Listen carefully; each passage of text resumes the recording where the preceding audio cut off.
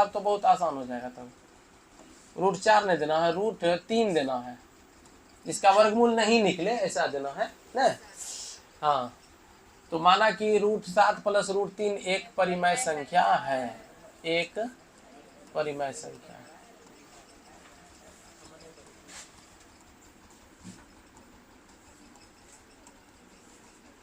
परिमेय संख्या है, ठीक ठीक है ना। ठीक है, इसलिए हम इसको क्या लिख सकते हैं, इसलिए √7 + √3 बराबर p/3।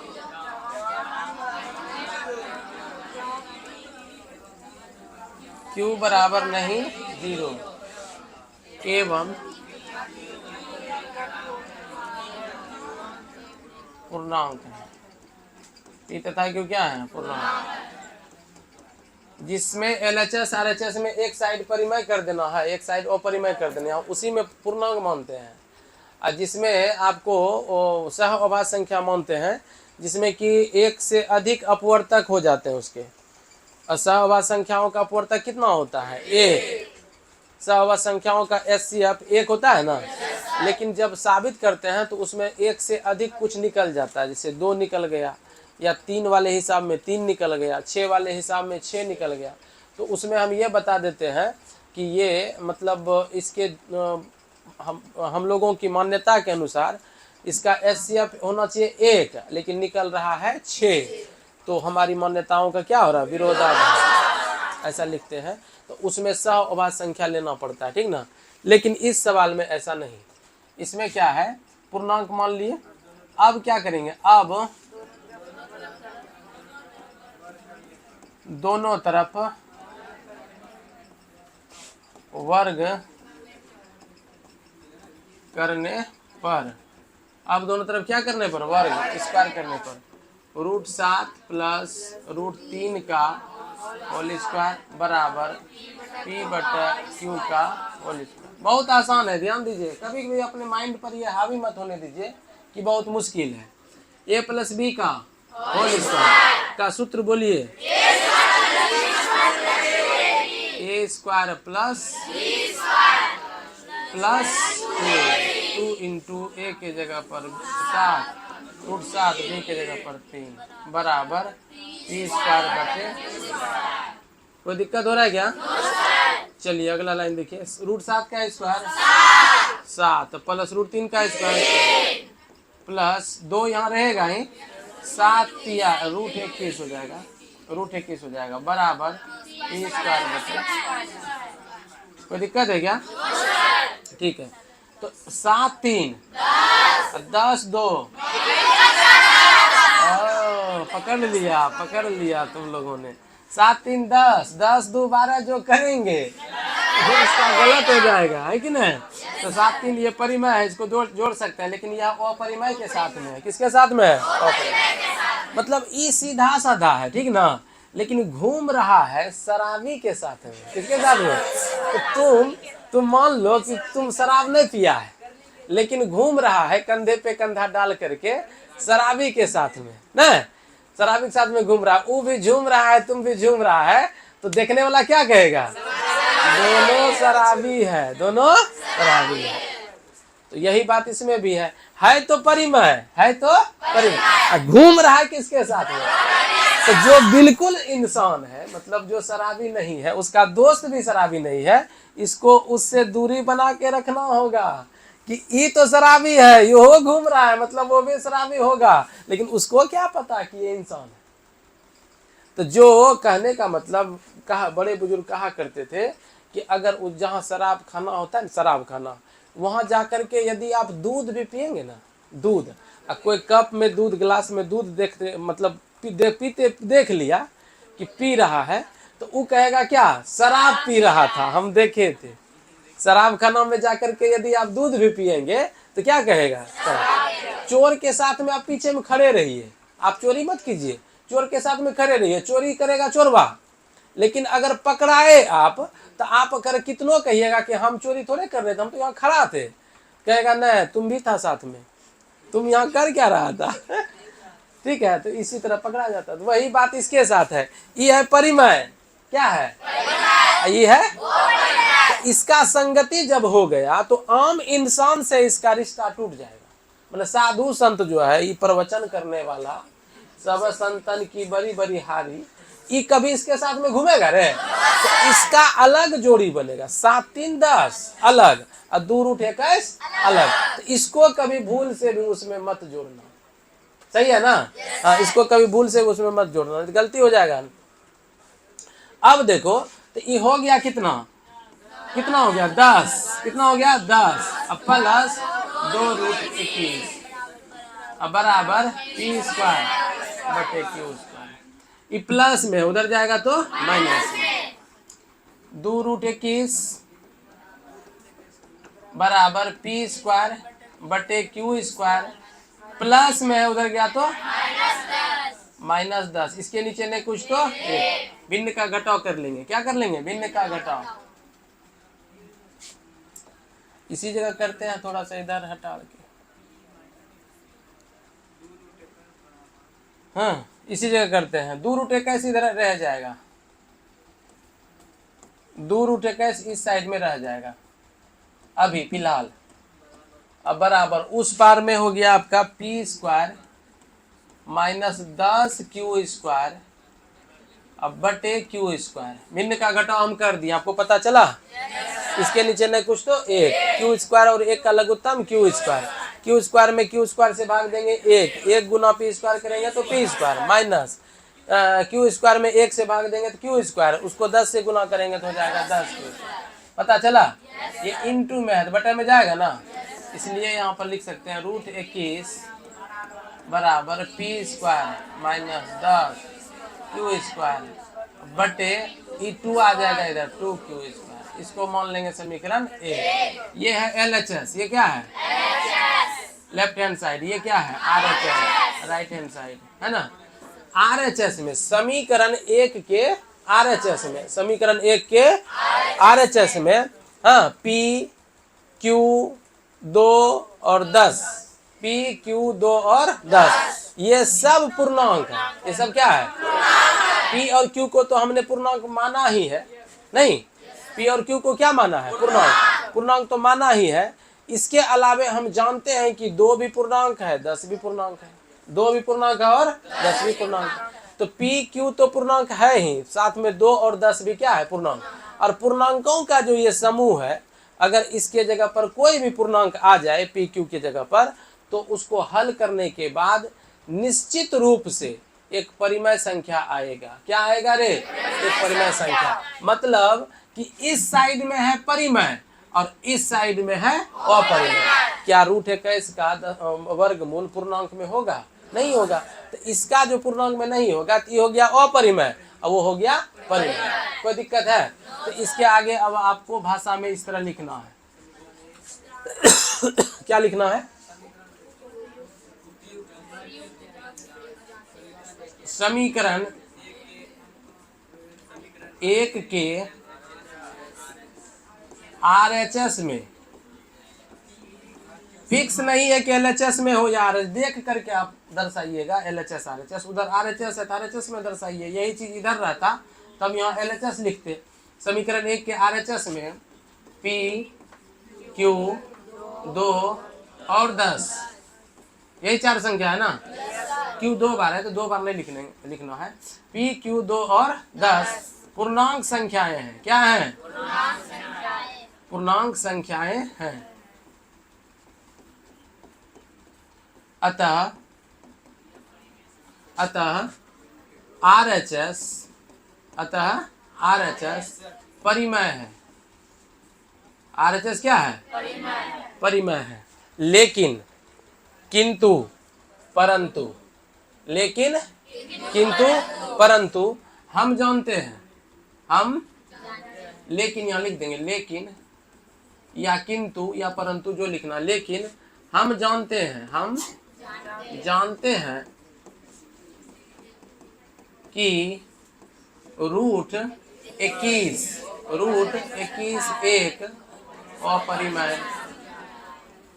अपरिमेय संख्या है। हाँ, तो LHS में हो गया अपरिमेय, LHS में क्या हो गया अपरिमेय, RHS में है परिमेय। अतः हमारी मान्यताओं का हमारी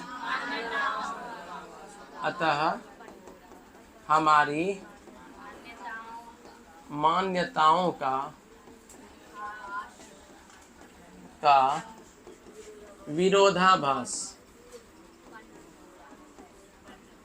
उत्पन्न हो रहा है या हो रहा है हाँ? इसलिए जो है विरोध हो गया, इसका मतलब ये हुआ कि रूट कितना था रे, रूट 7 प्लस रूट 3 एक अपरिमेय संख्या नहीं है। ये अपरिमेय संख्या है, परिमेय संख्या नहीं है मतलब अपरिमेय संख्या है। यही हम लोगों को क्या करना था, सिद्ध करें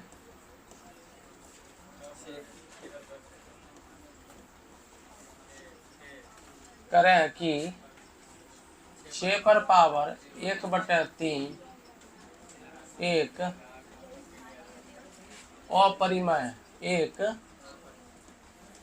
अपरिमेय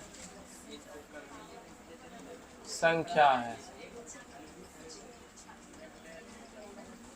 छापना नहीं है, देखिए समझिए।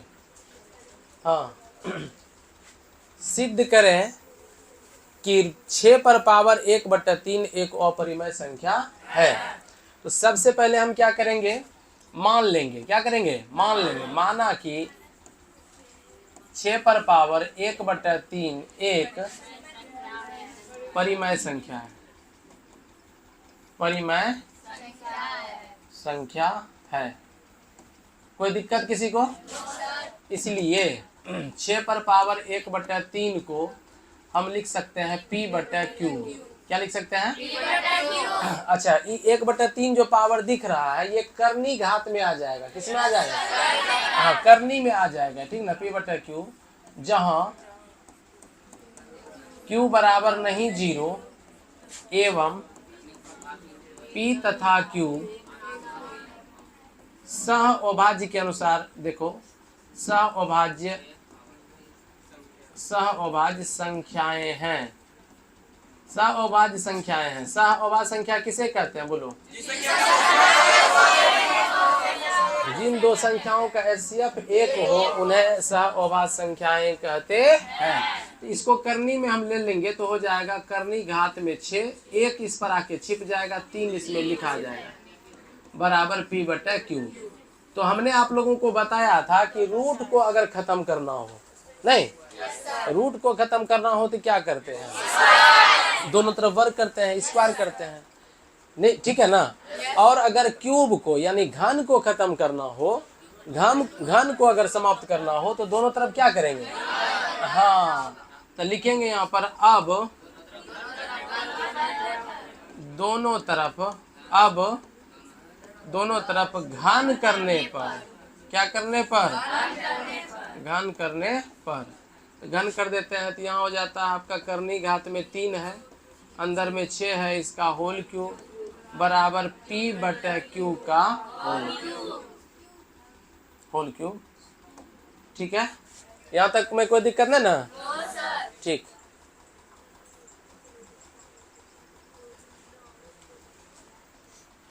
ठीक है। देखिए तो अब इसका जो है क्यूब, जैसे स्क्वायर और रूट कट जाता है, स्क्वायर और रूट क्या होता है, कट जाएगा। ठीक उसी प्रकार से समझिए कि क्यूब रूट और क्यूब कट जाएगा तो क्या बचेगा, 6 बराबर P/Q का होल क्यों नहीं करिए, अलग अलग कर दीजिए, PQ/Q। इसके नीचे नहीं कुछ तो कोना कोनी गुना करते हैं, कोना कोनी गुना करते हैं तो यहाँ हो जाएगा। इसलिए 6QQ बराबर PQ, इसको मान लेंगे समीकरण 1। जिस तरह से आप रूट 5 को अपरिमेय संख्या सिद्ध करते हैं ना, उस नियम से ही इसको भी कर सकते हैं, उसी नियम से इसको भी कर सकते हैं। ठीक है, तो उसी नियम से इसको करने के लिए हम यहाँ पर अब 2 लाइन लिखेंगे। क्या 2 लाइन लिखेंगे, देख लीजिए। 2 लाइन लिखेंगे यहाँ, क्या लिखेंगे, यहाँ P क्यूब, कौन, P क्यूब, यहाँ P क्यूब 6 से विभाज्य है, विभाज्य है 6 इंटू में बटे में जाएगा ना। यहाँ p क्यूब 6 से विभाज्य है, इसलिए p भी 6 से विभाज्य होगा, 6 से विभाज्य होगा। ठीक है, स्क्वायर वाला में नियम काम करता है तो ये क्यूब वाला में भी नियम काम करेगा। स्क्वायर वाला में नियम काम करता है ना, तो क्यूब वाला में भी, मतलब पी क्यू अगर 6 से कट रहा है रे, तो पी भी किससे कटेगा, 6 से कट जाएगा, विभाज्य हो जाएगा। ठीक है, ठीक उसी प्रकार इसमें भी मानते हैं पी के बराबर में कुछ, पी के बराबर में मानते हैं। अब हाँ, उसी पर में से 1.3 में स्क्वायर वाले पर ही क्यू वाले को भी ला सकते हैं, बताएंगे इसके बारे में। और अब माना कि p बराबर 6k है, माना कि p बराबर क्या है, 6k है, माना कि p बराबर क्या है, 6k है। तो समीकरण 1 में किसमें, अतः समीकरण 1 में किसका मान, p का मान रखने पर, p का मान रखते हैं तो p का मान उधर रख लेंगे राइट साइड में, राइट हैंड साइड में।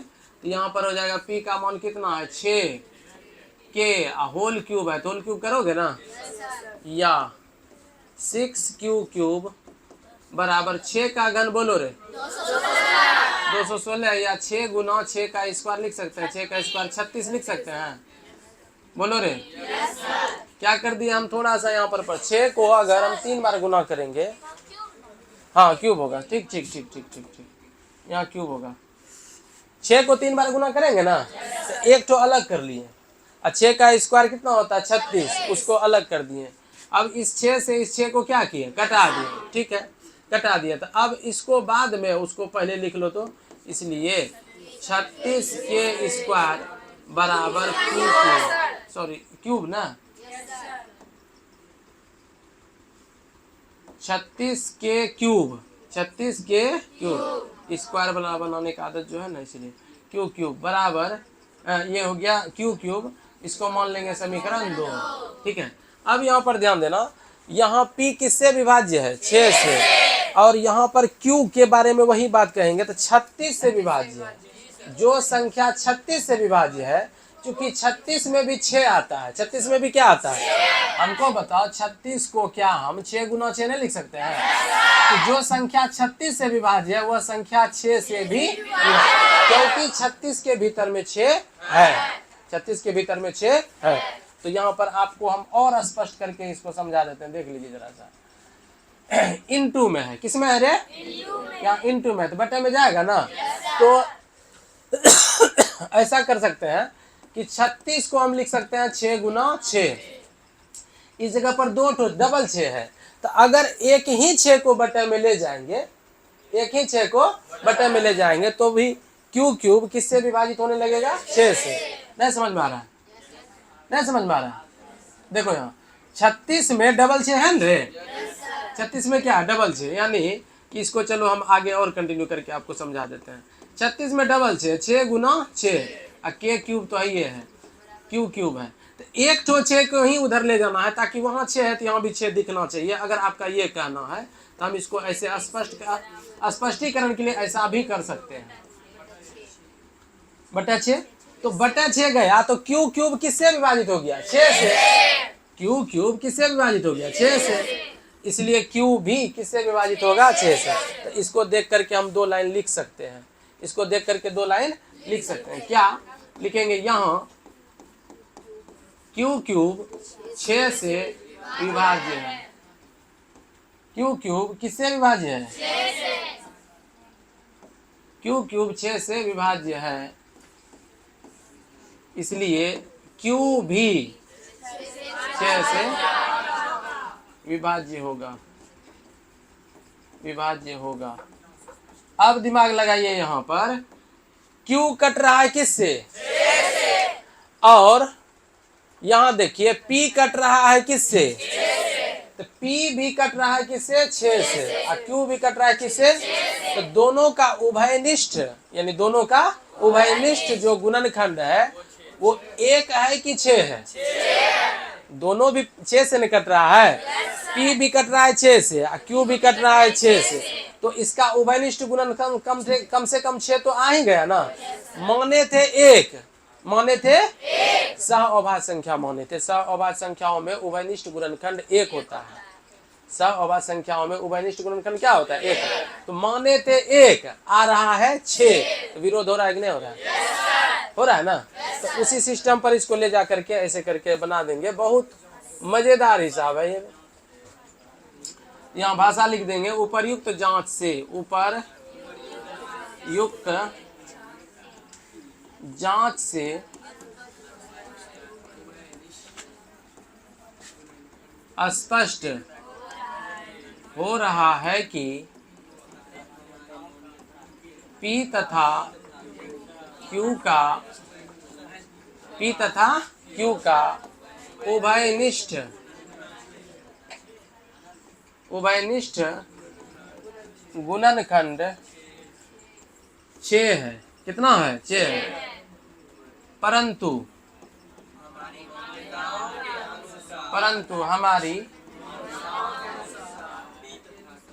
मान्यताओं के अनुसार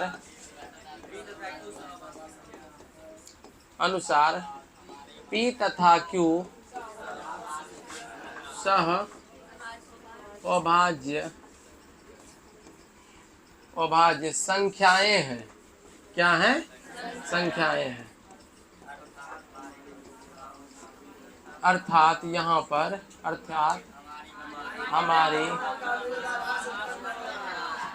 हमारी मान्यताओं का विरोधाभास उत्पन्न हो रहा है। हाँ? अतः 6 पर पावर 1/3 एक अपरिमेय संख्या है। इस तरह के कम से कम आप अगर 10 सवाल बनाते हैं तो ये भाषा लिखने का आपको अभ्यास हो जाएगा। नहीं हो जाएगा?